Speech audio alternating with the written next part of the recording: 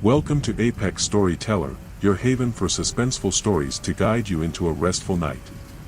If you enjoy these tales, give this video a thumbs up and subscribe. It helps me create more engaging stories for you. Share in the comments where you're listening from and what time it is. Now, settle in, close your eyes, and let's begin this captivating journey together. New Year's Eve. The world buzzing with fireworks, laughter, and resolutions for brighter days.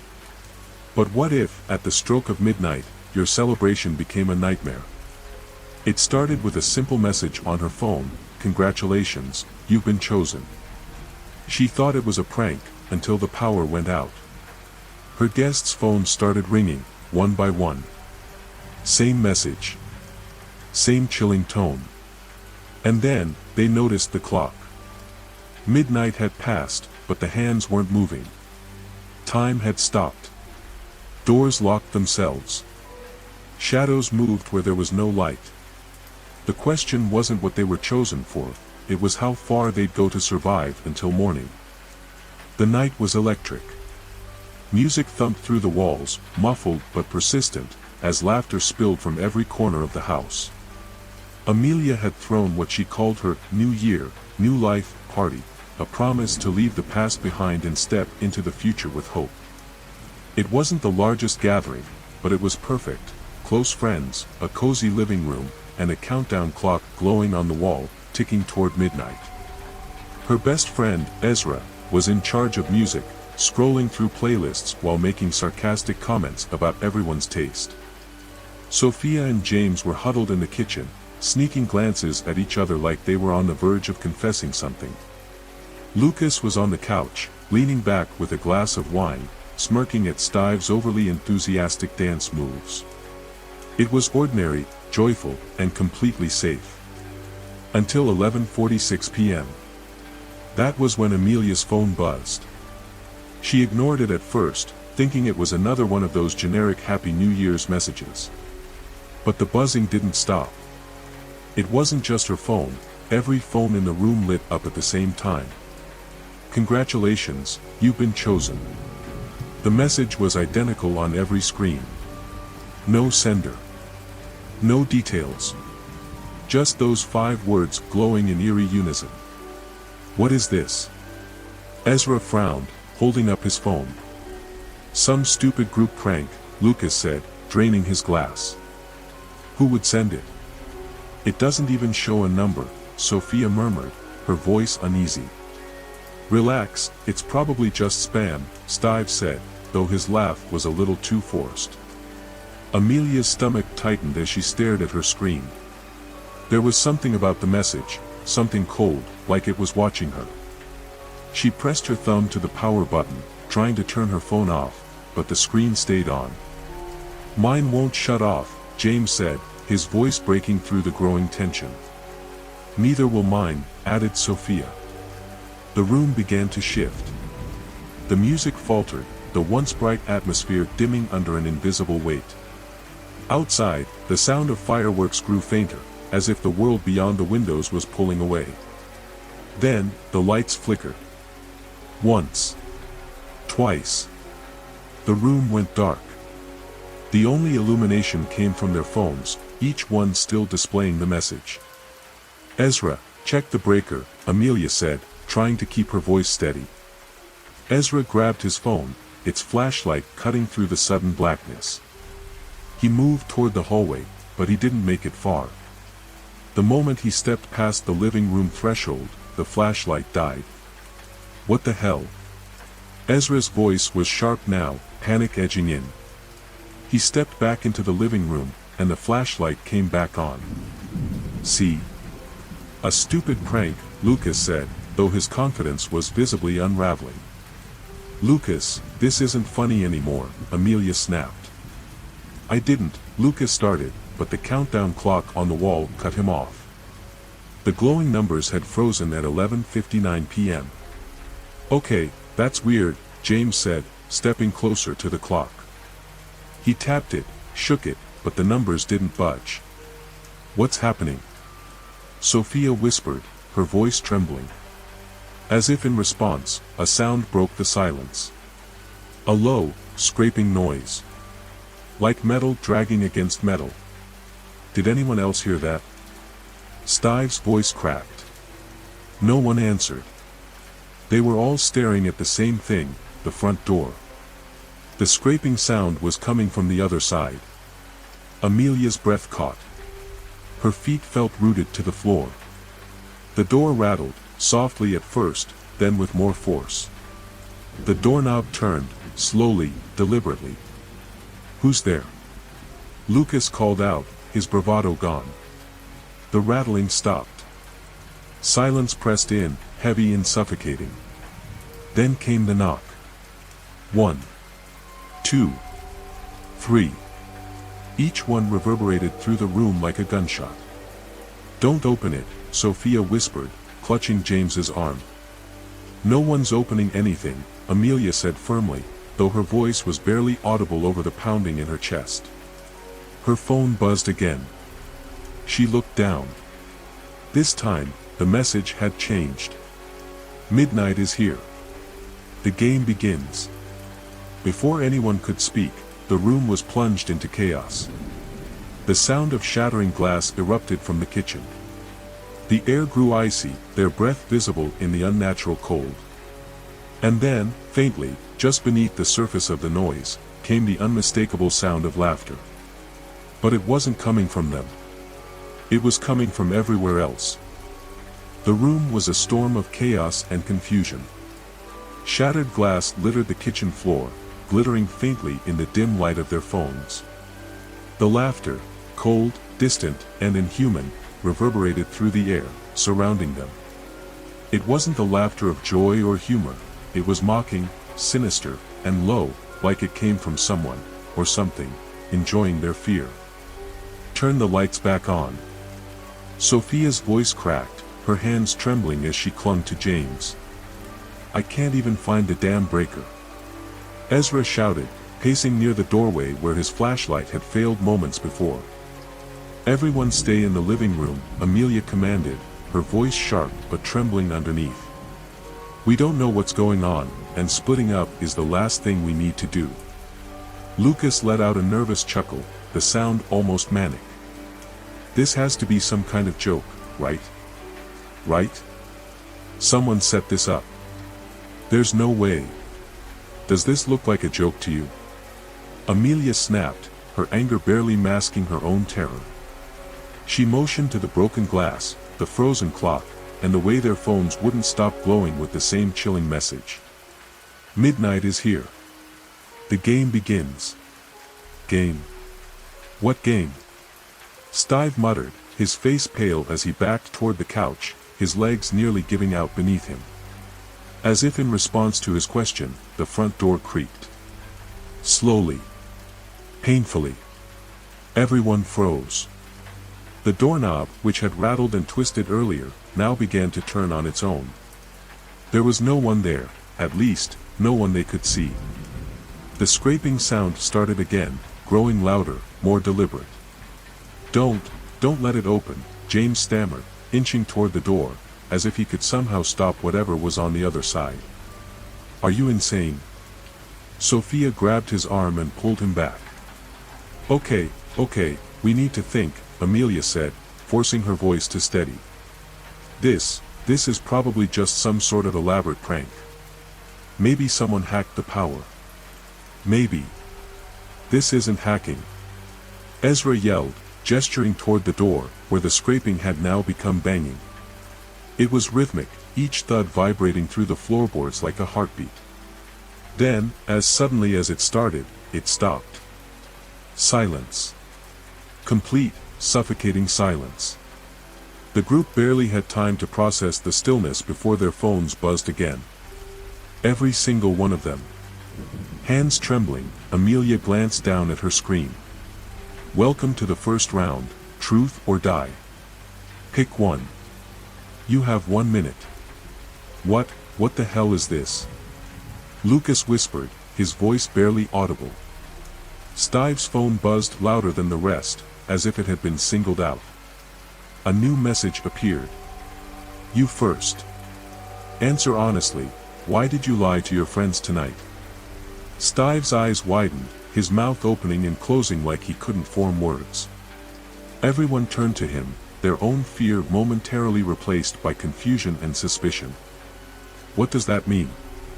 Sophia asked, her voice rising. "What did you lie about?" I didn't lie about anything." Stive stammered, his face flushing red. "Stive," Amelia said, her tone deadly serious, "if this thing is playing with us, maybe it knows something. Just answer it." "I don't have to answer anything," he snapped, clutching his phone like it was a lifeline. But then the countdown started. A glowing number appeared on everyone's phones, 60 seconds. The numbers began to tick down. "Answer it," Ezra yelled, stepping forward. "I don't know what it's talking about," Stive shouted, his voice cracking. "Don't lie," Amelia warned, her voice cold. "Whatever this is, it clearly knows more than we do. Just say it. Whatever it is." The countdown hit 30 seconds.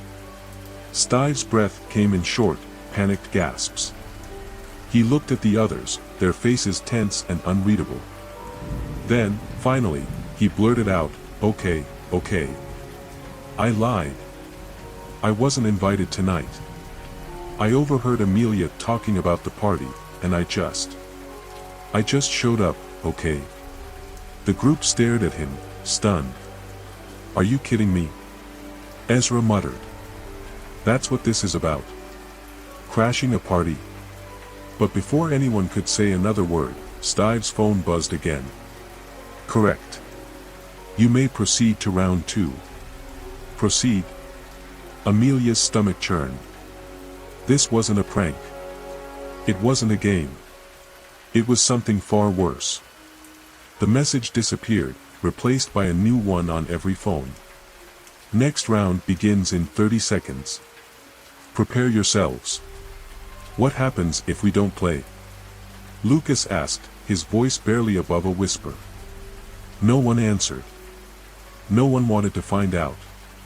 But Amelia had a feeling they wouldn't have a choice. The room was suffocatingly still. Everyone's eyes darted to their phones, the countdown ticking down with cruel inevitability. They had 30 seconds before round 2 began. 30 seconds to process the impossible situation they were trapped in. Amelia's heart pounded in her chest.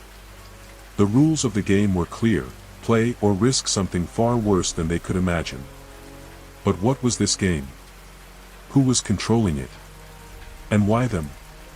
20 seconds, Ezra muttered, staring at his phone like it might explode in his hands. "This can't be real," Lucas said, pacing frantically.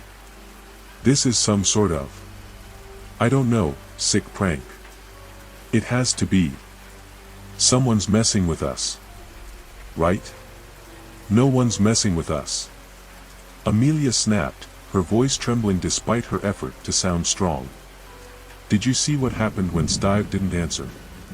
The countdown, the messages, this isn't normal. It's not possible." 10 seconds, James said softly, his eyes glued to the clock. Sophia started to cry, clutching his arm as if he was the only thing keeping her tethered to reality. "I don't want to play anymore. I just want to leave. Can't we just leave?" Amelia's eyes flicked toward the door. The memory of the knocking, the scraping, the unnatural cold, it was enough to crush any hope of escape. They were trapped, bound by rules they didn't understand and couldn't defy. Then, the phones buzzed again. "Round 2, dare." The words hung on the screens, stark and unfeeling. Below them, a new instruction appeared. "Ezra, you have been chosen. Complete the dare or forfeit." Ezra's face drained of color. "Me? Why me?" "It's random," Amelia said quickly, though even as she said it, she doubted the truth of her words. Nothing about this felt random. "Random, my ass," Ezra muttered, his voice shaking. "What's the dare?" As if answering his question, his phone buzzed again. He looked down, his eyes widening in disbelief. "Step outside the house. Stand on the porch for 60 seconds. No, Amelia said immediately. Absolutely not. 60 seconds. Lucas repeated, his voice trembling. That's it. Just stand outside for a minute. You didn't see what happened to the flashlight, Ezra shot back, his voice rising. The second I stepped out of this room, it stopped working. What if something's out there? What if there's nothing? Lucas countered. It's just a dare. A bluff. They're trying to scare us. It's working, Sophia whispered. The countdown began again, this time on Ezra's phone. 60 seconds. Ezra, you have to do it, James said, his tone firm but not unkind. If you don't, he didn't finish the sentence. He didn't need to. Ezra looked around the room, his friends' faces pale and terrified. He didn't want to go. Every instinct in his body screamed to stay put, to refuse, to fight back. But the ticking clock on his phone wouldn't stop. Fine, he said, his voice tight. Fine. I'll do it. Amelia grabbed his arm. You don't have to. Yes, I do, he snapped, pulling away. His anger wasn't directed at her, but it was sharp enough to make her flinch. If I don't, who knows what will happen? And I'm not about to find out. Ezra walked to the door, his steps slow and deliberate. The group followed, their phones casting long, eerie shadows on the walls. The door loomed ahead, an ominous barrier between them and the unknown. Be careful, Sophia whispered. Ezra nodded, though he didn't feel careful.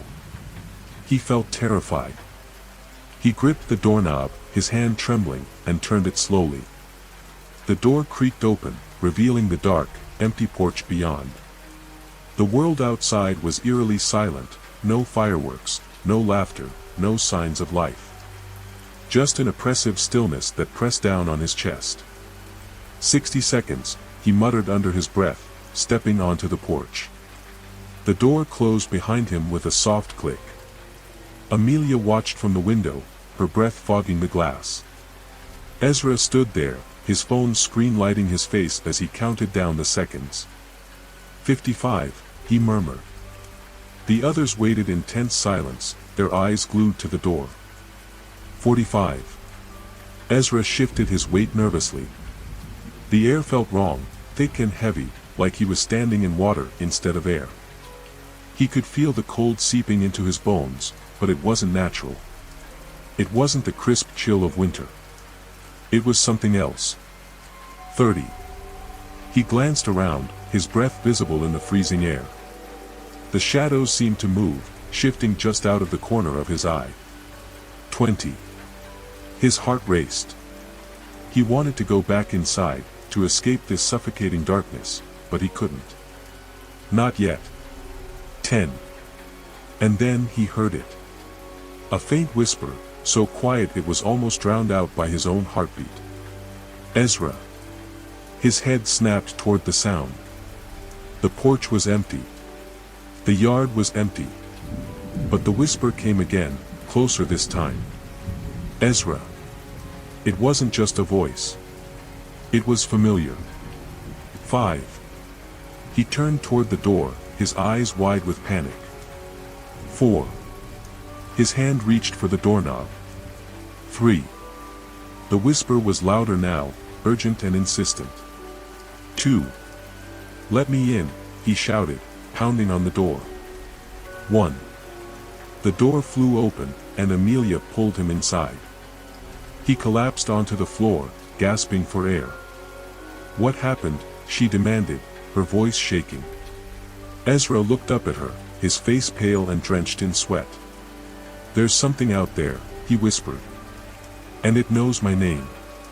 Before anyone could respond, their phones buzzed again. Round 3 begins in 60 seconds. Prepare yourselves. The room was thick with silence, broken only by the erratic breathing of the group. Ezra sat slumped against the wall, his eyes darting to the door as if expecting it to burst open. Amelia knelt beside him, her trembling hand resting on his shoulder. What do you mean, it knows your name? She asked softly, though her voice carried a hard edge of urgency. Ezra shook his head, his breath uneven. I heard it, whispering. It sounded like someone I knew, but I don't know who. What did it say? Lucas pressed, pacing back and forth. It didn't say anything but my name, Ezra muttered. Over and over, like it was trying to lure me away. James frowned, gripping his phone tightly. This isn't just some random game. This thing, whatever it is, knows us. It's targeting us. Sophia buried her face in her hands. Why us? What did we do? Amelia opened her mouth to respond, but the sharp buzz of their phones interrupted her. Round 3, hide and seek. The words hung in the air like a death sentence. Below them, the instructions appeared. You have 2 minutes to hide.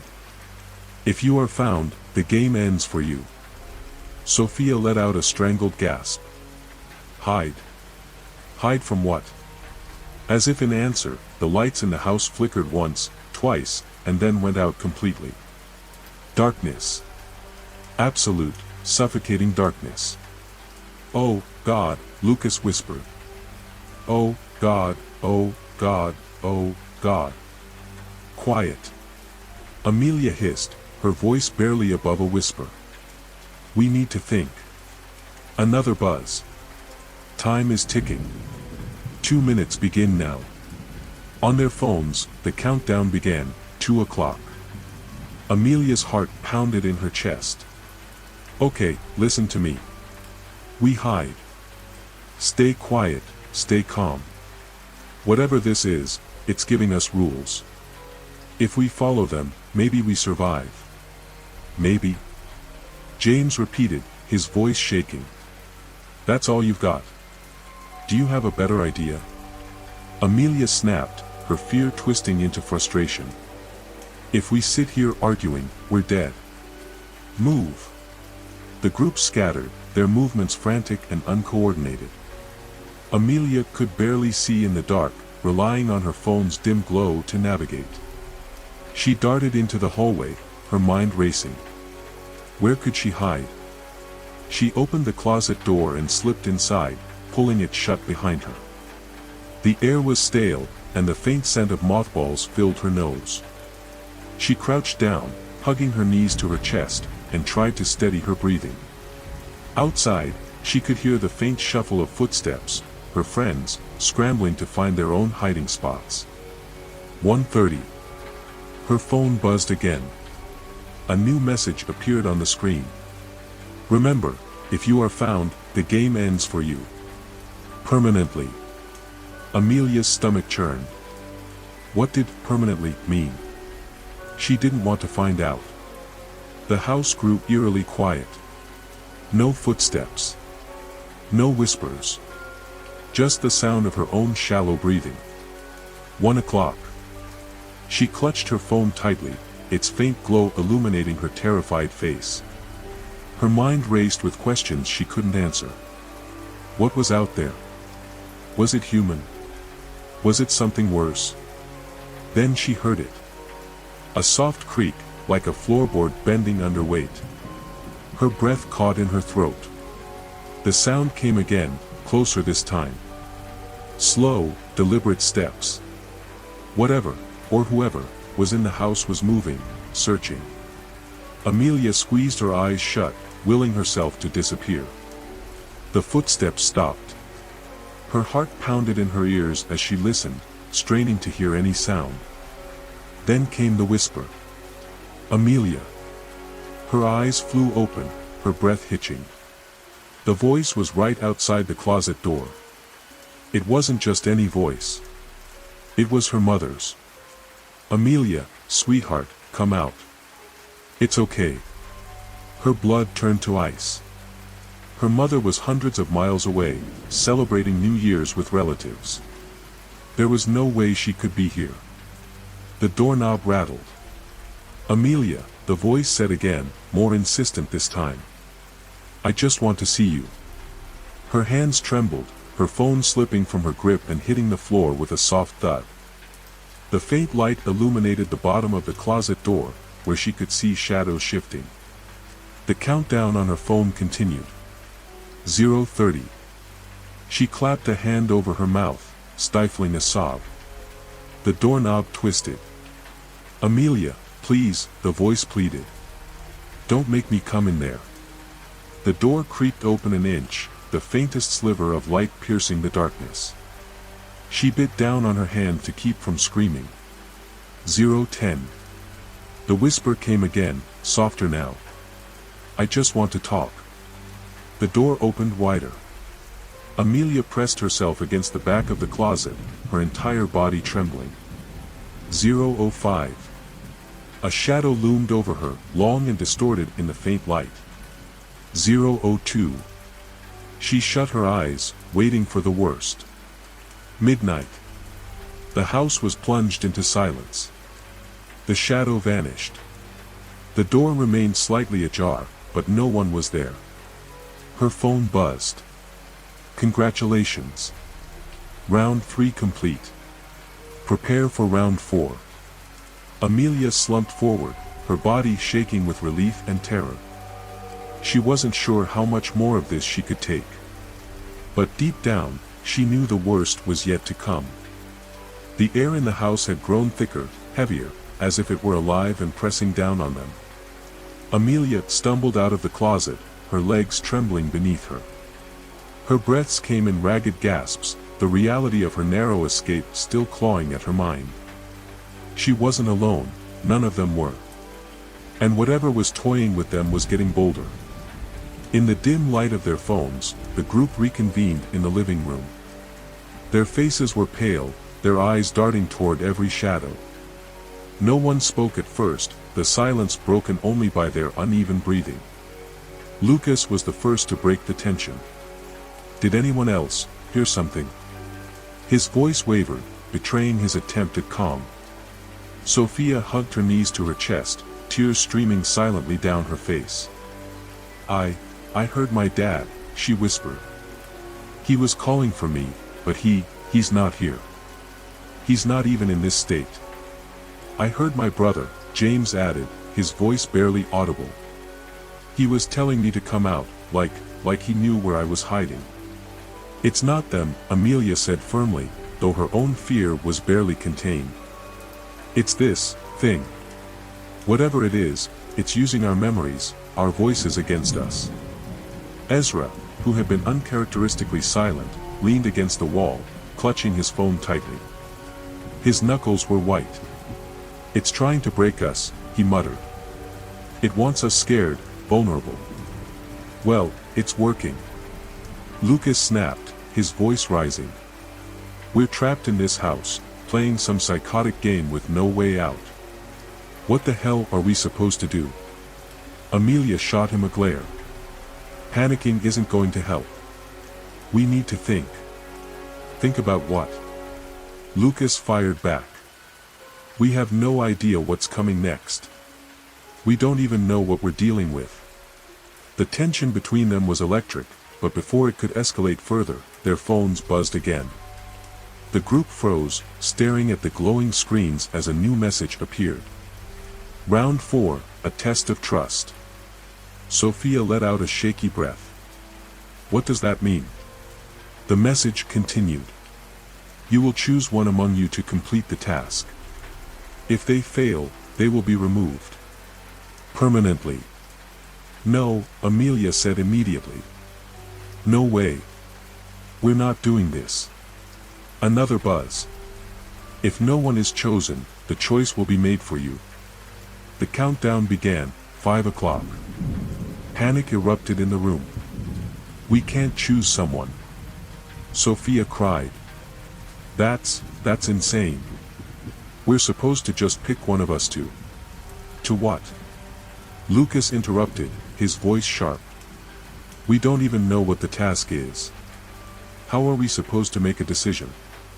"We don't," James said firmly. "We don't play along. If we refuse, then what?" Ezra cut in. "Did you forget what happened to Steve? This thing isn't bluffing, James. It's not giving us a choice. Amelia's mind raced. The seconds ticked down on her phone, the digital numbers glowing like a cruel reminder of their mortality. 4 minutes left. There has to be a way out of this, she murmured, more to herself than anyone else. We can't just sacrifice someone. Sophia sobbed quietly, her head buried in her hands. Lucas paced back and forth, muttering under his breath. James clenched his fists, his jaw tight. Ezra broke the silence. I'll do it. The group turned to him, their faces a mix of shock and disbelief. No, Amelia said quickly. You're not doing this, Ezra. Do you have a better idea? He asked, his voice steady despite the fear in his eyes. Someone has to, Amelia. And if it's not me, then who? You. Sophia. James. I can't live with that. The words hung in the air, heavy with finality. Sophia sniffled. Ezra, you don't have to. Yes, I do, he said firmly. This isn't about being brave. It's about survival. If we don't play by the rules, none of us make it out of here. Amelia opened her mouth to argue, but the look in his eyes stopped her. He had already made up his mind. The countdown ticked down to 1 o'clock. Ezra stepped forward, his phone clutched tightly in his hand. Whatever this thing wants, I'll handle it. The group watched in tense silence as the final seconds ticked away. Midnight. The message on Ezra's phone changed.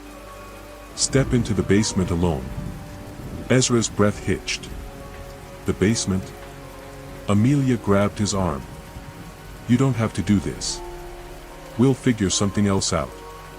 No, he said, gently pulling away. This is the task. I'll be fine. He didn't sound convinced. The group followed him to the basement door, their footsteps heavy with dread.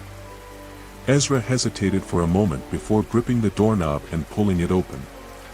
A rush of cold, stale air hit them, carrying with it a faint metallic smell that made Amelia's stomach turn. The stairs descended into darkness, the faint beam of Ezra's phone barely cutting through the gloom. I'll be back, he said, though his voice trembled. And with that, he descended into the shadows. The door closed behind him with a soft click, leaving the group alone in the suffocating silence. The minutes stretched on endlessly. Amelia's mind raced with worst-case scenarios, her imagination conjuring horrors that grew more vivid with each passing second. Then, a scream. It tore through the house, raw and guttural, cutting through the oppressive quiet like a blade. Ezra! Amelia shouted, rushing toward the basement door. James grabbed her arm, holding her back. Don't! We can't just leave him, she cried, struggling against his grip. Another scream, louder this time. And then, silence. The group stared at the door, their breaths frozen in their throats. The basement door creaked open slowly, the hinges groaning like a dying animal. Ezra stood there, his face pale and drenched in sweat. His eyes were wide, unblinking, staring at something none of them could see. What happened? Amelia asked, her voice trembling. Ezra didn't answer. He stepped forward, his movements slow and deliberate, like a puppet being controlled by unseen strings. Then he spoke, his voice cold and detached. It's not over. Before anyone could respond, their phones buzzed again. Prepare for round 5. The air was electric with fear as Ezra's chilling proclamation settled over the group. It's not over. The words echoed in Amelia's mind, sending a cold shiver down her spine. Ezra, usually the calm and grounded one, now stood like a shadow of himself, his eyes vacant, his body trembling as if something unseen had laid claim to him. What happened down there? Amelia asked, her voice barely above a whisper. Ezra didn't respond right away. His lips parted, but the words seemed trapped, unwilling to cross the threshold of silence. Finally, he muttered, "It knows everything about us." What does that mean? Lucas pressed, his voice edged with panic. What did you see? Ezra turned his gaze to Lucas, and the lifeless stare made everyone take a step back. I saw my worst fear, he said hollowly. But it wasn't just a fear, it was real. I could feel it, hear it, smell it. It wanted me to break. Sophia clutched her arms, tears brimming in her eyes. Did you pass the task? I don't know, Ezra whispered. It let me leave, but I don't think it's over. As if to confirm his words, their phones buzzed in unison, the sound cutting through the thick tension like a knife. Round 5, face your reflection. The message was accompanied by a single instruction. Find the mirrors. Sophia let out a choked sob. No. No, I'm not doing this. I'm not looking into some mirror and seeing whatever it wants me to see. Lucas, pacing again, ran his hands through his hair. Mirrors? What does it want with mirrors? Amelia stared at the message, dread curling in her stomach. I think it wants us to confront something. Something it knows will destroy us if we let it. James scoffed, though his face was pale. Great. So, now we're playing mind games with it. Perfect. Sophia shook her head violently. I'm not going. I don't care what it says, I'm not looking into any mirror. Before anyone could argue, the lights in the house flickered. The soft hum of electricity wavered, then disappeared entirely, plunging them into darkness. Not again, Lucas muttered, his voice shaking. Amelia turned on her phone's flashlight, the faint beam of light doing little to dispel the oppressive shadows. The others followed suit, their shaky hands casting erratic beams around the room. Then, another message appeared. Failure to comply will result in removal. You have 10 minutes. Sophia let out a strangled cry, collapsing onto the floor. It's going to kill us. It's going to kill us one by one, and we can't stop it. Amelia crouched beside her, gripping her shoulders. Sophia, listen to me. We're still here. We've made it this far. We can survive this, but only if we keep it together. Do you understand? Sophia nodded weakly, her sobs quieting. Okay, Amelia continued, her voice steady despite her fear. We need to find the mirrors. Stick together. Whatever happens, don't let it separate us. The group moved cautiously, their flashlight beams sweeping across the walls as they navigated the darkened house. Each creak of the floorboards, each flicker of movement in the shadows, set their nerves on edge. In the upstairs hallway, they found the first mirror, a tall, ornate piece mounted on the wall. The surface was cracked, spiderweb-like fractures distorting their reflections. Lucas stared at it, his hands trembling. I'm not going first. James stepped forward, his jaw tight. I'll do it. Amelia grabbed his arm. Are you sure? He nodded, though the fear in his eyes was unmistakable. Whatever's in there, it's better than waiting for this thing to come for us. He took a deep breath and stepped in front of the mirror. The group watched in tense silence as his reflection shimmered, then twisted into something grotesque. In the glass, James wasn't alone. A shadowy figure stood behind him, its face obscured but its presence undeniable. James, a voice whispered, low and guttural. James stiffened. Who are you? The figure leaned closer, its distorted reflection growing sharper. Its voice was cold, mocking. Don't you recognize me? I'm every mistake you've ever made. Every failure you've tried to forget. James staggered back, his breathing ragged. No. No, you're not real. Oh, I'm real, the figure hissed. And I'll always be with you. The mirror went dark, the shadow vanishing. James turned away, his face pale and drenched in sweat. It's in my head, he muttered. It's trying to break me. Lucas approached next, his face a mask of determination. If it's in our heads, we can fight it. right?" No one answered. As Lucas stepped in front of the mirror, the cracks seemed to deepen, the distorted reflection pulling at his features. In the glass, his own face twisted into something monstrous. "Lucas," the reflection said, its voice dripping with malice. "How long can you keep pretending?" "Pretending what?" Lucas demanded, though his voice wavered. "That you're the hero," the reflection sneered. "You don't save people. You ruin them." "Shut up," Lucas shouted, slamming his fist against the mirror. The surface rippled like water, but the reflection remained. "You can't escape me," it whispered.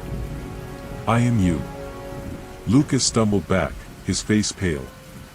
"It's lying," he said, though the doubt in his voice was evident. One by one, they faced the mirrors, each encounter dredging up their darkest fears and regrets. By the time it was Amelia's turn, the group was shattered, their spirits hanging by a thread. Amelia stepped forward, her reflection warped and fractured. She braced herself as the shadows in the glass shifted, forming a familiar figure. Her sister. "Amelia," the reflection said, its voice soft but accusatory. "Why did you leave me?" Tears welled in her eyes. "I didn't leave you. I couldn't. I couldn't save you." The reflection stepped closer, its eyes filled with sorrow. "You didn't even try." Amelia shook her head, her hands trembling. "That's not true. I tried. I swear I tried." The figure in the mirror faded, leaving Amelia staring at her own reflection, haunted and broken. Her phone buzzed. "Round 5 complete. Prepare for round 6.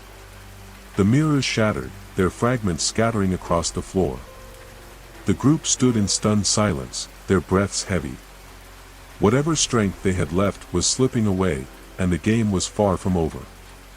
The house was deathly silent, save for the faint sound of their own breathing. The group stood in the shattered remnants of the mirrors, their reflections now nothing more than shards of distorted glass on the floor. Each of them was haunted, their faces pale and drawn, as if the horrors they'd faced in the reflections had drained a part of their souls. Amelia's phone buzzed, its screen glowing like a beacon in the oppressive darkness. The group hesitated, reluctant to read what they knew would come next. Finally, she forced herself to look. Final round, sacrifice. The word hung in the air like a death sentence, heavy and suffocating. "What does it mean?" Sophia whispered, her voice trembling. "Sacrifice who?" Lucas shook his head. "I'm done with this. I'm not playing anymore. This thing, whatever it is, can do whatever it wants, but I'm not giving it another piece of me." "You think it cares what we want?" James snapped, his voice raw with fear. "It's been calling the shots from the start. Do you really think it's going to let us walk out of here?" "Enough." Amelia's voice cut through the tension, sharp and commanding. The others turned to her, their panic momentarily subdued. "We don't have time for this. Whatever it wants, we have to face it. Together." Her phone buzzed again. This time, the message was longer. "One must be chosen to remain. The others may leave. You have 15 minutes to decide. Failure to comply will result in all of you being claimed." Sophia let out a choked sob. It's making us choose someone to die." Ezra, still pale and distant from his experience in the basement, spoke for the first time in what felt like hours. "It's not going to stop, is it?" Amelia shook her head. "No. It won't." The group fell into a tense, terrified silence, the reality of the situation pressing down on them like a weight. The clock on their phones began counting down, each second a reminder of their dwindling time. James broke the silence. Maybe we draw straws or something. Make it fair." "Fair?" Lucas barked, his voice filled with disbelief. "There's nothing fair about this. You want to gamble with someone's life? Do you have a better idea?" James shot back. We're not sacrificing anyone. Amelia snapped, her voice filled with desperation. There has to be another way. Another buzz. 10 minutes remaining. The pressure was unbearable. Every glance, every word felt like a dagger, slicing through what little trust remained among them. Sophia's sobs grew louder. I don't want to die. Please. I can't do this. Lucas turned away, his jaw tight. Ezra stared blankly at the floor, as though already resigned to whatever fate awaited him. Amelia's mind raced, searching for a solution, a way to outwit whatever force had trapped them in this nightmare. But every idea crumbled under the weight of their reality. 5 minutes remaining. The group erupted into chaos. Voices overlapped, accusations flying as panic took hold. Maybe it should be you. Lucas shouted at James. Me? What about you? James fired back. You've done nothing but complain this whole time. Stop it. Amelia yelled, her voice breaking. This is exactly what it wants. It's tearing us apart. 2 minutes remaining. The countdown loomed over them like an executioner's blade. Ezra suddenly stepped forward, his voice calm but filled with sorrow. I'll do it.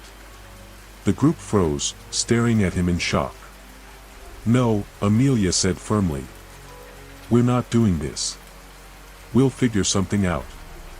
There's nothing to figure out, Ezra replied, his tone steady. If one of us has to stay, it might as well be me. Sophia shook her head violently. No, Ezra.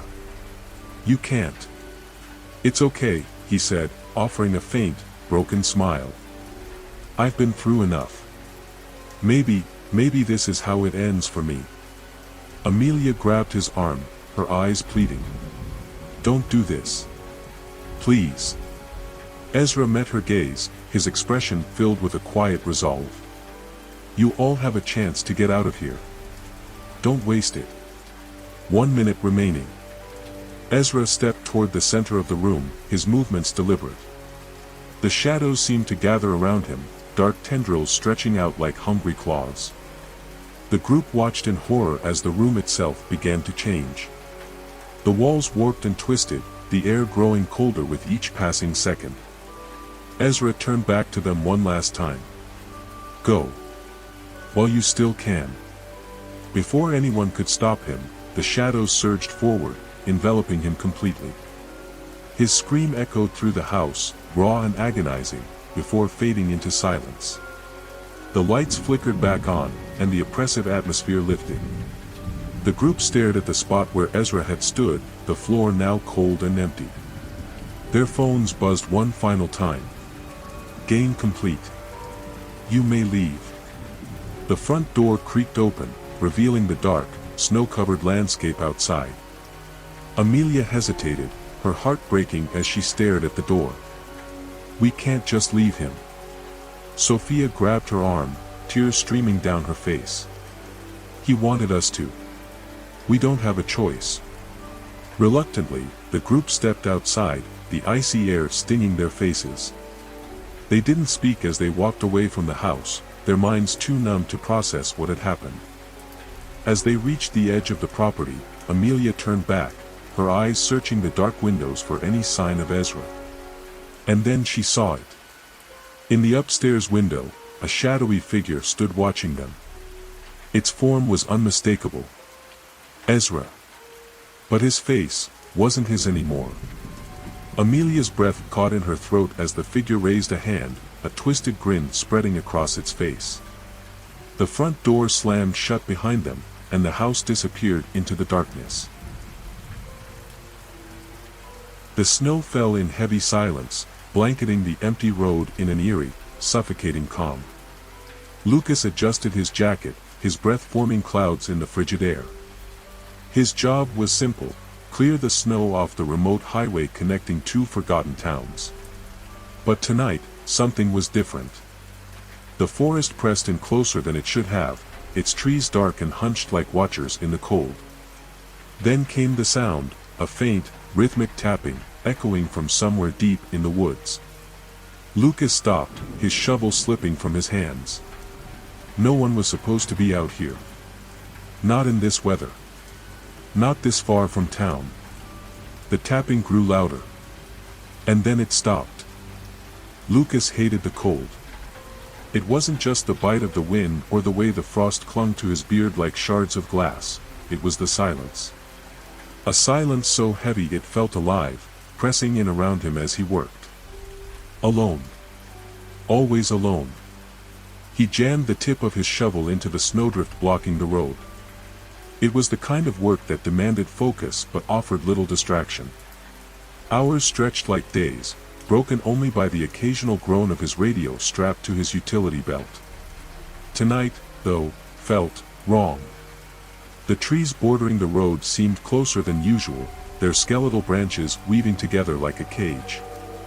The snow muffled everything, no wind, no wildlife, not even the distant hum of a passing car. Just the rhythmic scrape of his shovel and his own breathing. Then he heard it. Tap. Tap. Tap. He froze, his heart lurching in his chest. The sound wasn't loud, but it was deliberate. Measured. It seemed to come from the forest to his right, where the snow lay untouched and pristine. Slowly, he turned his head, scanning the tree line. Nothing. Probably a branch, he muttered under his breath, though he didn't believe it. His voice sounded strange in the vast emptiness, swallowed almost instantly by the winter air. Tap. Tap. It was closer now. Lucas tightened his grip on the shovel, the cold steel biting into his gloved hands. "Hello?" he called, his voice cracking.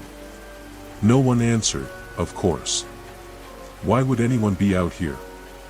The highway was a forgotten stretch, miles from the nearest town.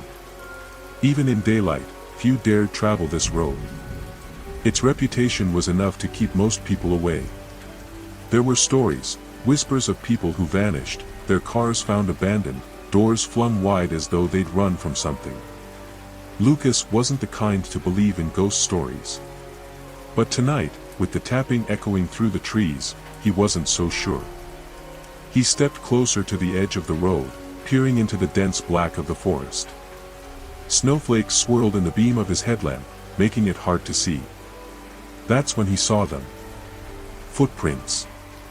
They cut a straight line through the untouched snow, leading deeper into the forest. Lucas's pulse quickened. The prints were fresh, too sharp to have been there long. But there was something strange about them. They were too far apart, almost as if whoever, or whatever, made them was leaping. Or running. The tapping stopped. The silence that followed was worse than the noise. Lucas felt the weight of it pressing against his ears, his breath catching in his throat. Every instinct screamed at him to get back to the truck, to leave the footprints and whatever made them behind. But he didn't move. Instead, he stepped off the road, his boots crunching softly as he followed the trail. Each step felt heavier than the last, the air colder, the darkness deeper. The forest swallowed him whole, the world beyond the trees vanishing like a forgotten dream. His headlamp flickered, casting brief shadows that danced and twisted around him. Then, up ahead, he saw something glinting in the snow. A metal box. It was small, about the size of a lunch pail, and half buried in the drift. Lucas hesitated, his breath fogging the glass of his headlamp. The prince led directly to it and stopped. Slowly, he crouched and brushed the snow away. The box was old, its edges rusted, the lid slightly ajar. He reached out, fingers trembling as he lifted it open. Inside was a single photograph. It was black and white, faded with age, but the image was clear enough. It showed a young boy standing in the snow, his face pale and gaunt, his eyes wide with fear. Behind him stood a figure, a tall, shadowy shape with long arms that seemed to stretch unnaturally toward the boy. Lucas dropped the photo, his heart racing. That's when he felt it. A breath. Warm. On the back of his neck. He spun around, his headlamp slicing through the darkness. Nothing. The forest was empty, the snow undisturbed except for his own footprints. But the air felt different now, thicker, heavier, as if it was holding its breath. Lucas backed away, his pulse pounding in his ears. His boot struck the metal box, sending it tumbling into the snow. The photograph fluttered out, landing face up. The boy was gone. The shadowy figure now stood alone, its long arms reaching toward the edges of the frame. Lucas didn't wait to see more. He turned and ran, his boots slipping on the ice as he bolted back toward the road. But the tapping had returned. Faster now. Louder. And it was following him. Lucas sprinted back toward the road, his breaths tearing through his lungs like shards of ice. The sound of the tapping grew louder, more insistent, chasing him like a heartbeat that wasn't his own. Crunch. Crunch. Crunch. His boots punched through the snow with every frantic step, but it wasn't enough. Something was out there, something faster than him, and it was closing the gap. Then, without warning, the tapping stopped. Lucas skidded to a halt, his flashlight beam jittering wildly as he turned, trying to see through the darkness. The trees loomed like silent sentinels, their branches creaking softly in the wind. It wasn't there. No shadows. No footsteps. Just the quiet hiss of falling snow. For a moment, he almost convinced himself he was alone. Maybe it had been an animal, a trick of the light, his tired mind playing games. But as he turned back toward the road, something caught his eye. A figure. It stood at the edge of the forest, barely visible through the curtain of snow. Tall and thin, its silhouette blended with the shadows, except for its face. Its face was pale. No. Not pale. White. White like the snow. Lucas staggered back, his breath catching in his throat. He raised the flashlight, the beam cutting through the swirling frost, but when the light hit the spot, nothing. The figure was gone. But it had been there. He was certain of it. Lucas's hands trembled as he adjusted his grip on the flashlight. "Who's out there?" he shouted, his voice cracking against the icy air. No reply. The silence returned, heavier now, pressing against his ears like a scream he couldn't hear. He forced himself to move, each step toward the road feeling like he was wading through quicksand. His truck was just up ahead, its faint outline barely visible under a thin layer of frost. If he could just get to the truck, he'd be safe. But as he reached for the door, his glove brushed something strange. A handprint. It was pressed into the frost on the window, too large to be his own. The fingers were impossibly long, the tips ending in sharp, jagged points. His stomach lurched. The keys. Where were his keys? He fumbled through his pockets, panic rising like a tide.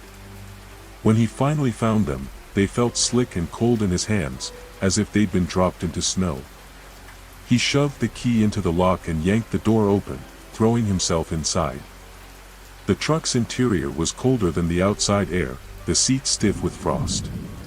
He turned the ignition, the engine sputtering to life with a groan that felt too loud in the stillness. For a moment, he thought he was safe. Then the radio crackled. It wasn't music or static. It was a voice. Lucas. The single word was drawn out, distorted, as if the speaker's mouth was filled with water. His blood turned to ice. No one should know his name. The voice came again, louder this time. Lucas.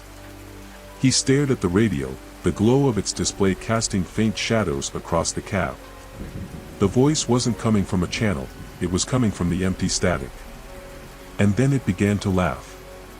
A low, guttural sound that grew louder, filling the truck until it felt like it was coming from everywhere.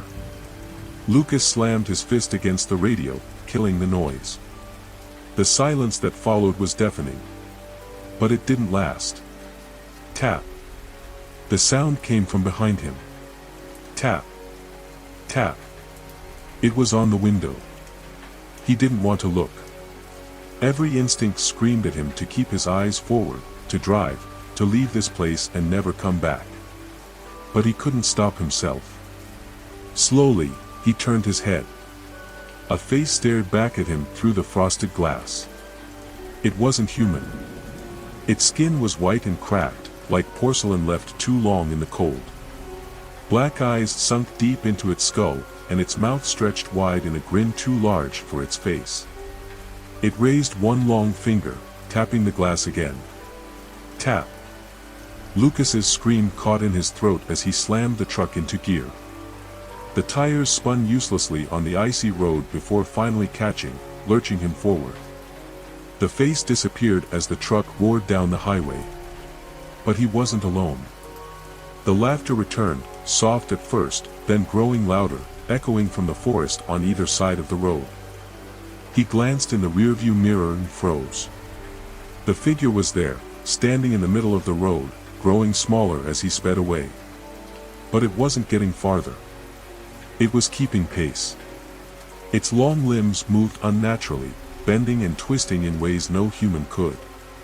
It didn't run, it glided, its feet never touching the ground, the snow swirling unnaturally in its wake.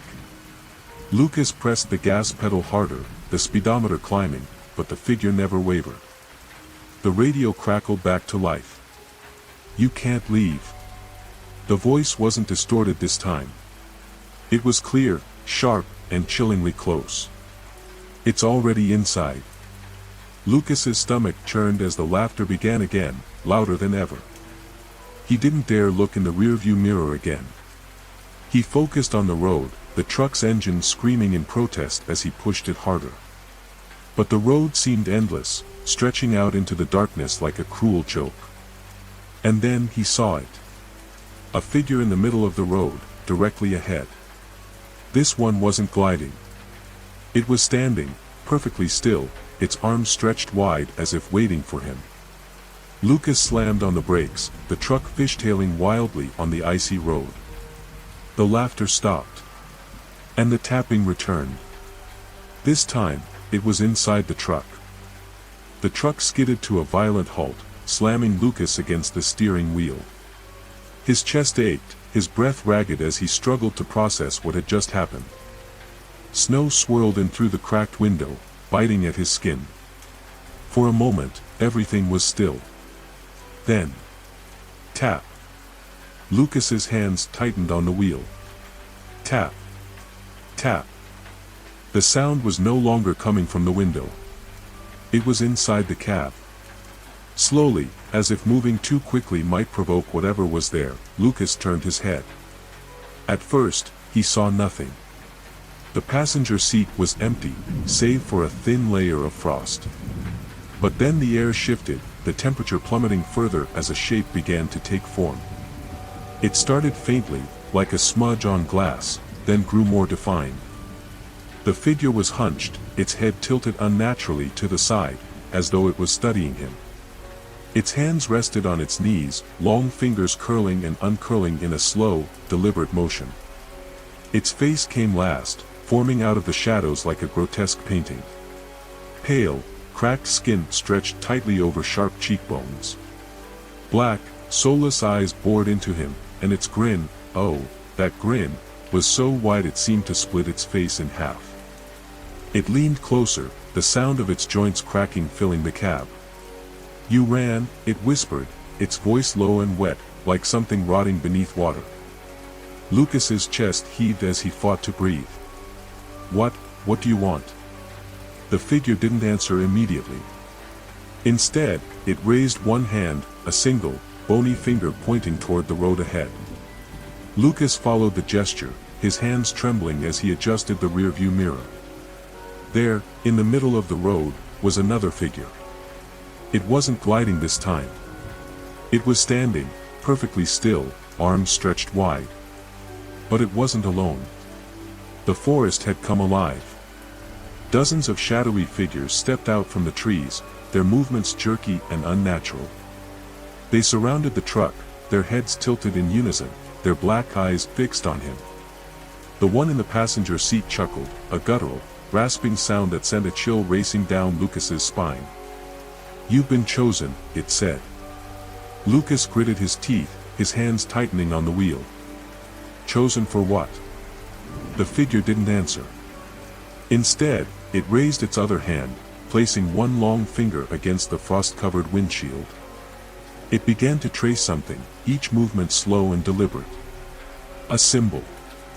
Lucas didn't recognize it, but something about it felt ancient. Wrong. It pulsed faintly in the dim light, as though it was alive. "What the hell is this?" Lucas demanded, his voice shaking. The figure turned its head toward him, its grin widening impossibly. "It's a door." Before Lucas could respond, the symbol began to glow. The light was blinding, filling the cab with an eerie blue that seemed to seep into his skin. He shielded his eyes, his heart pounding as a low hum filled the air. And then, silence. When Lucas opened his eyes, he was no longer in the truck. He was standing in the middle of the road.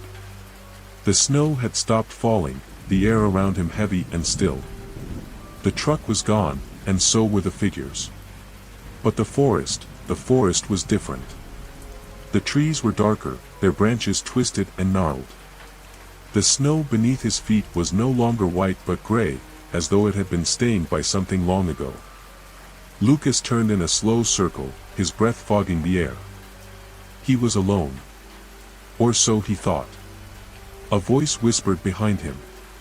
"Do you know where you are?" He spun around, but there was no one there. The voice came again, this time from his left.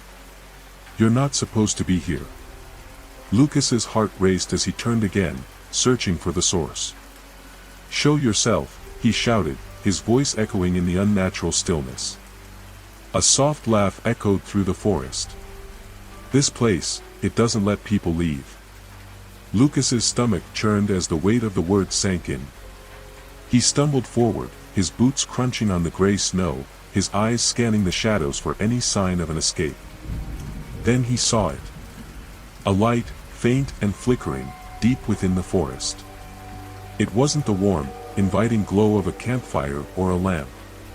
It was cold, sterile, like the light of a dying star. But it was something.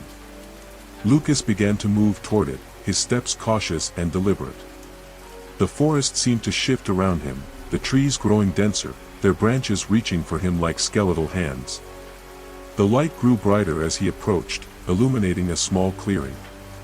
In the center stood a structure, a crumbling, weathered cabin that looked as though it had been abandoned for decades. The door was ajar, swinging softly in the non-existent wind. Lucas hesitated, every instinct screaming at him to turn back. But there was nowhere else to go. As he stepped into the clearing, the laughter returned. Soft at first, then louder. And it was coming from the cabin. Lucas stood at the edge of the clearing, staring at the cabin. Its walls were warped and splintered, the wood so dark with age it looked burned. Snow clung to the roof in jagged patches, but the windows were pitch black, like empty sockets staring into his soul. The laughter had stopped, but its echo lingered in his mind, sending shivers racing down his spine.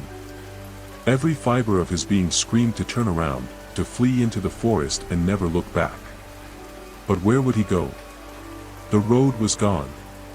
The truck was gone. He had no choice. His boots crunched on the gray snow as he approached the cabin. The door swayed gently, creaking on its hinges, as though beckoning him inside. Lucas hesitated, his breath clouding the air in front of him. He reached out, his gloved hand trembling as it brushed against the rough wood of the door. The moment he touched it, the creaking stopped. The door froze mid-sway, hanging unnaturally still. Lucas swallowed hard, his throat dry as he pushed it open. Inside, the air was thick and cold, heavier than outside. The room was small, lit only by the faint, flickering light of a single lantern hanging from the ceiling. Shadows danced across the walls, twisting and contorting in unnatural shapes. The cabin was bare, except for a table in the center of the room. On it sat another photograph.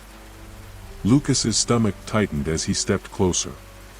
The photo was black and white, just like the one in the box, but this time, it wasn't a child.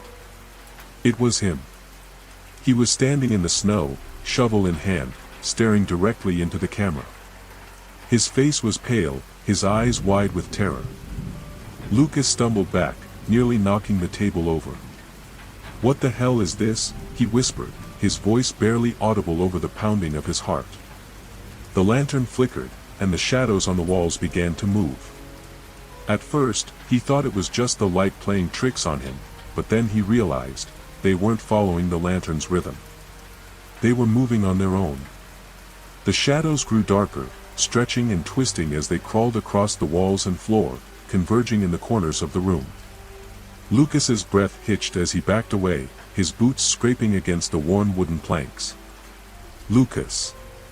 The voice was soft, almost gentle, but it froze him in place. It wasn't coming from the shadows or the room. It was inside his head. "Why are you here?" the voice asked, each word dripping with malice. Lucas pressed his hands to his ears, shaking his head. "I didn't do anything. I don't know what you want." The laughter returned, louder now, filling the room. It was no longer one voice, but many, overlapping and discordant, like a choir from hell. The shadows surged forward, pooling in the center of the room. They rose, taking shape, forming a figure, a tall, distorted silhouette with impossibly long limbs and a head that tilted unnaturally to one side. Its eyes were hollow voids, and its mouth stretched into that same haunting grin he'd seen before. "You've opened the door," it said, its voice resonating through the cabin. "And now it won't close." Lucas stumbled backward, his hands fumbling for something, anything, to defend himself. His fingers brushed against the table, knocking the photograph to the floor. The shadow figure stepped closer, its movements slow and deliberate. With every step, the room grew darker, the lantern's light dimming until only the figure was visible. "Leave me alone," Lucas shouted, his voice cracking with desperation. The figure paused, tilting its head further, as though considering his plea. Then it crouched, bringing its face level with his. "There is no alone," it whispered, its breath freezing the air between them. Lucas bolted, his body acting before his mind could catch up. He raced for the door, throwing it open and plunging into the freezing night. The snow crunched beneath his boots as he ran, the forest looming like a wall of shadows around him. But the cabin didn't fade behind him. No matter how far he ran, it was there, standing in the clearing, its doors still open, its dark windows watching. Lucas stopped, gasping for air, his legs burning. He turned slowly, his heart sinking as he realized he hadn't moved at all. The cabin was still right in front of him. And the door was closing. It creaked shut with agonizing slowness, the sound echoing through the silent forest. Then, from behind him, he heard the tapping. It was close. Too close. He spun around, the flashlight shaking in his hand as he swept the beam across the trees. The shadows danced, but nothing was there. Tap. The sound came from the ground now. He looked down and froze. Footprints were forming in the snow, one after another, heading straight for him. But no one was making them. They stopped inches from his boots. And then he felt it, a hand on his shoulder. Lucas turned, and the last thing he saw was the figure's grinning face, inches from his own. The light from his flashlight flickered, then went out. When Lucas woke, the world was silent. Not the silence of a calm winter night, but an oppressive, suffocating void. He blinked, trying to orient himself, but his surroundings were unrecognizable. The forest was gone. The cabin was gone. He lay on a surface that felt cold and damp, the air thick with the metallic tang of iron. Above him, a faint, pulsing red glow illuminated jagged walls that seemed to breathe, expanding and contracting like the lungs of some colossal creature. He sat up slowly, his muscles screaming in protest. His clothes were soaked, though not with snow. The substance clinging to him was dark and viscous, oozing between his fingers as he wiped at his jacket. It wasn't water. It was blood. Panic surged through him as he scrambled to his feet, his boots slipping on the slick ground. The glow pulsed brighter for a moment, revealing a narrow corridor stretching endlessly in both directions. The walls were veined with black, pulsating lines, and the air was alive with whispers. They came from everywhere and nowhere at once, 1,000 voices overlapping, speaking words he couldn't understand. "Hello?" Lucas called, his voice echoing down the corridor. The whispers stopped. For a moment, the silence was almost worse. Then, a single voice answered. "Do you think you can leave?" The voice was soft, almost kind, but it carried an edge that sent chills racing down his spine. "Who's there?" Lucas demanded, spinning in place, trying to find the source. The voice didn't answer. Instead, the corridor shifted, the walls pressing closer, the ground beneath him trembling.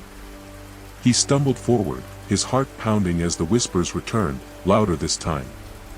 They weren't just voices anymore. They were screams. Lucas ran. His boots splashed through the blood as he sprinted down the corridor, the red glow flickering like a dying flame. The whispers followed, growing sharper, more distinct. They weren't speaking to him, they were taunting him. "You shouldn't have come. It knows you're here. You'll never get out." The corridor twisted and turned, leading him in circles. No matter which way he went, the walls seemed to shift, closing in, forcing him back. And then he saw it. A door. It was the same weathered wood as the cabins, standing at the end of the corridor, surrounded by writhing shadows. The whispers grew frantic, pleading with him now. "Don't open it. Don't let it in. Turn back." Lucas hesitated, his hand hovering over the rusted handle. But what choice did he have? Staying here wasn't an option. He gritted his teeth and pulled the door open. A rush of freezing air hit him, carrying with it a cacophony of screams. The corridor dissolved, and he was back in the clearing. But it wasn't the same. The forest was darker, the trees now blackened and twisted, their branches like claws reaching for the sky. The snow beneath him was stained red, and the cabin stood in ruins, its walls crumbling, its roof caved in. The lantern from before lay shattered on the ground, its glass shards glinting in the pale light of the moon. Lucas took a step forward, his breath clouding in the icy air. And then he saw her. A girl stood at the edge of the clearing, her back to him. She wore a thin, white dress that fluttered in the non-existent wind, her bare feet sinking into the bloody snow. Her long, dark hair obscured her face, but her shoulders shook as though she was sobbing. "Hey!" Lucas called, his voice cracking. The girl didn't respond. She remained perfectly still, except for the subtle rise and fall of her shoulders. Cautiously, Lucas approached. "Are you okay? Do you need help?" As he got closer, the air grew colder. His breath came in shallow gasps, and the weight of the forest pressed down on him. When he was only a few feet away, the girl stopped shaking. "Don't," she whispered, her voice barely audible. Lucas froze. "Don't turn around," she said again, more urgently this time. "What do you mean?" Lucas asked, his voice trembling. The girl's head tilted slightly, as if listening for something. "It's watching you." Lucas's blood turned to ice. He felt it before he saw it, the oppressive presence behind him, the weight of unseen eyes boring into his back. The girl turned her head slowly, just enough for him to catch a glimpse of her face. Her eyes were wide with terror, her lips cracked and bleeding as she mouthed one final word. "Run!" The forest exploded into chaos. Branches snapped, shadows surged, and the ground beneath him trembled as the presence closed in. Lucas didn't think, he just ran, his feet pounding against the snow. The whispers were everywhere now, louder than ever, screaming his name. The forest twisted around him, the trees blurring together as he sprinted blindly. But no matter how fast he ran, he could feel it behind him. Breathing. laughing, waiting. Lucas stumbled, falling to his knees. He looked back, his chest heaving, his vision swimming. And there it was. The figure stood at the edge of the clearing, its body shrouded in darkness, its grin wider than ever.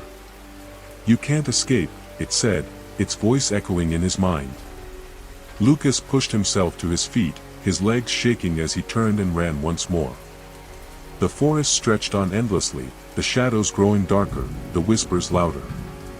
His breath came in ragged gasps, his body screaming for rest, but he couldn't stop.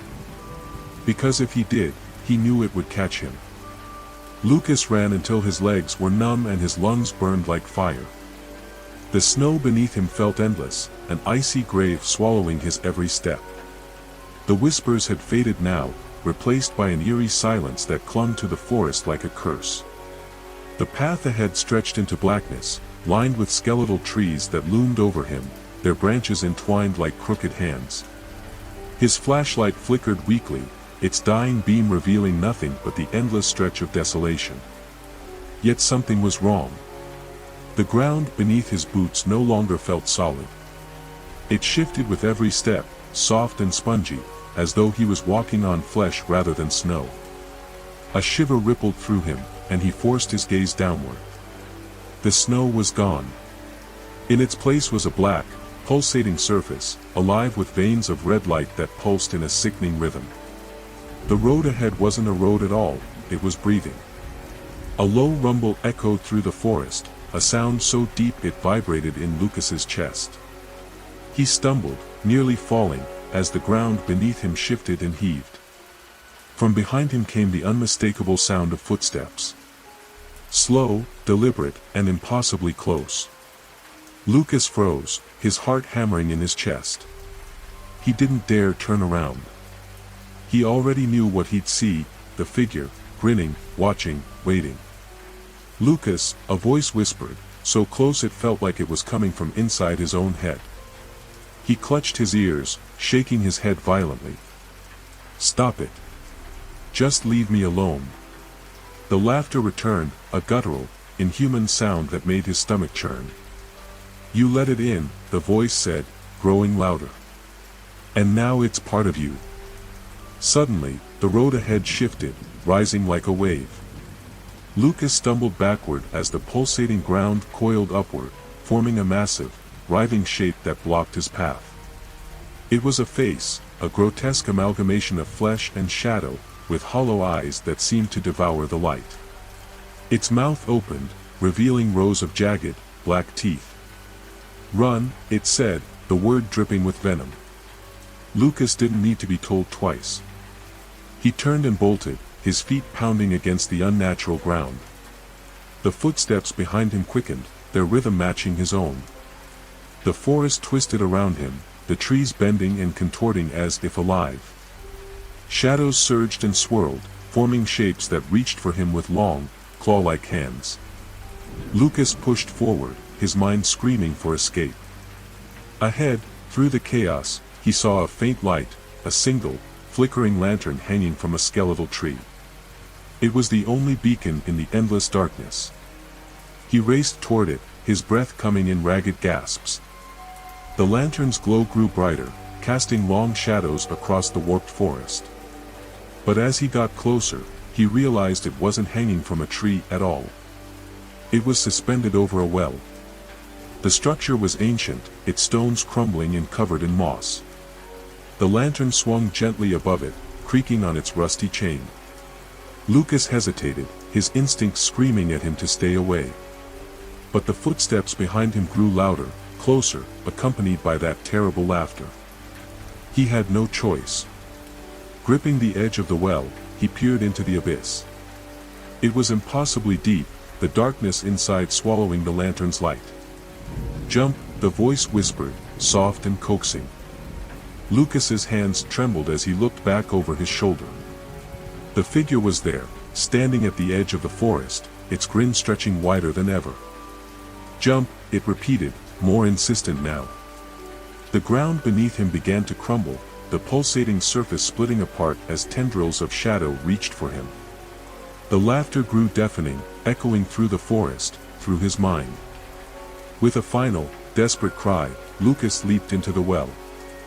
The air rushed past him, cold and biting, as he fell into the abyss. The laughter faded, replaced by a deafening silence. And then he hit the water. It was freezing, like shards of ice piercing his skin. He struggled to the surface, gasping for air, but the water was thick, clinging to him like oil. Above him, the well's opening was gone, replaced by an endless void. The lantern's light was a faint, distant speck, growing dimmer with every passing second. And then he heard it. A heartbeat. Slow, steady, and impossibly loud. It reverberated through the water, through his body, shaking him to his core. The whispers returned, but this time, they weren't taunting him. They were chanting. The words were foreign, ancient, but their meaning was clear. They weren't speaking to him. They were summoning something. Lucas thrashed in the water, desperate to escape, but there was nowhere to go. The heartbeat grew louder, faster, until it was all he could hear. And then the water began to rise.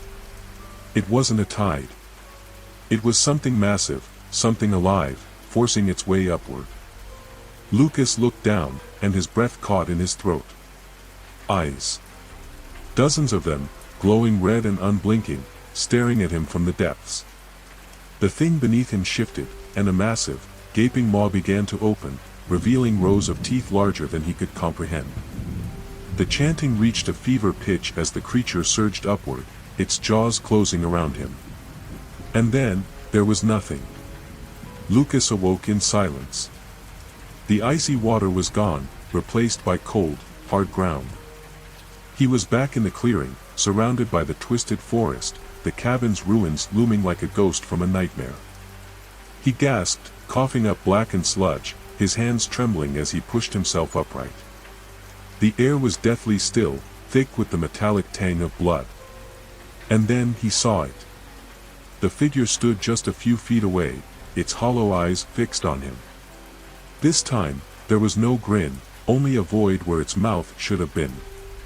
"You brought it here," the voice came, though its mouth never moved. "And now, it begins."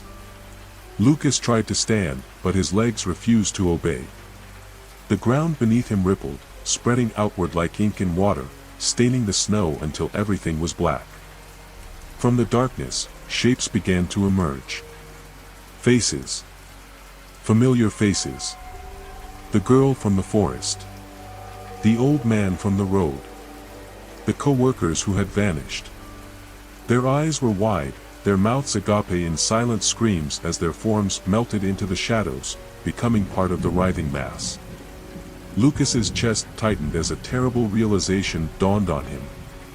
They weren't victims, they were warnings. A guttural roar shattered the silence, shaking the forest to its core. Lucas turned toward the sound, and his blood ran cold. The creature from the well had risen. It towered above the trees, a monstrous amalgamation of flesh and shadow, its body pulsating with veins of red light. Eyes covered its grotesque form, unblinking and watching, as if the entire forest were alive and under its control. The figure stepped closer, its void-like eyes locking onto Lucas. "You were never meant to leave," it said. Lucas stumbled back, his heart pounding. "What do you want from me?" he shouted. The figure tilted its head. "You're not the first to ask that," it said, its voice cold and detached. "But you'll be the last." The creature roared again, and the darkness surged forward, swallowing everything in its path. Lucas screamed as it reached him, the shadows clawing at his skin, pulling him down, down into the void. The last thing he saw was the lantern's faint glow, flickering one final time before it was extinguished. And then, nothing. Weeks later, a fresh snowfall blanketed the forest. The roadwork site was abandoned, the equipment left to rust beneath layers of ice. Locals spoke in hushed tones about the workers who had disappeared, their names forgotten, their faces blurred in memory. And on the darkest nights, when the wind howled through the trees, Some swore they could see a faint light flickering deep in the woods, a lantern, swinging gently in the breeze. No one ever dared to follow it.